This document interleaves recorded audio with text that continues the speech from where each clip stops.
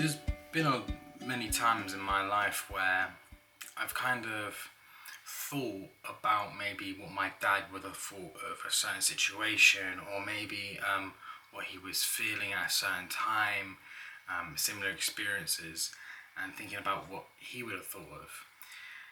As a kid, me, my dad, my brother, and my uncles would all play a game called Gears of War, and we'd play all of the Gears, 1, 2, and 3, and then 4 and 5 with my brother. The first 3 I'd play on my dad and my uncles, and it was quite an important game, if you will. It brought us all together, and we spent a lot of time around it. After my dad passed, I was sitting with my nan, and we talk about dad quite a lot, and she would talk about a film that was one of my dad's favourites. It's called Donnie Darko, and there's a song in it called Mad World. And I'd watched this film, and about a year or so later I came across the trailer for the first Gears of War. And in the first Gears of War trailer, the main character, he's running through a sea, and it's empty, and this song is playing over it, Mad World. And it made me think, like, did my dad watch this film, and then he saw the trailer for Gears 1, and because he recognised the song, maybe that's why he even got it in the first place. I guess I'll never know why my dad picked up the game.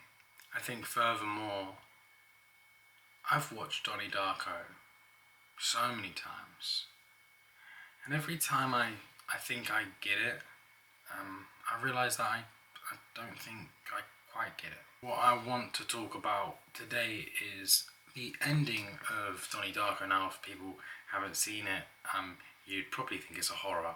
It's not. It would probably be classified, maybe it's a thriller, maybe. I'm not too sure, but it's definitely not a horror. And I think there's a lot more to it than people give it credit. Anyway, the story is irrelevant to what I'm about to talk about. At the end of this song, this Mad World song plays, and it pans through all these different characters, every single one of them. And they're all by themselves, and they're all really sad. And some of them, it makes sense, and some of them it's not so apparent.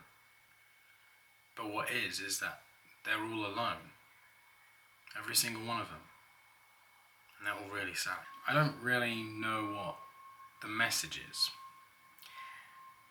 but from what I can gather, from what I think, my own interpretation of the ending of that movie, is that pain can always be shared, and you can always cry on someone's lap. You can always split the problem by talking about it. You can always try to resolve the situation. But within that pain, there is always going to be a little bit that you just kind of have to take on your own.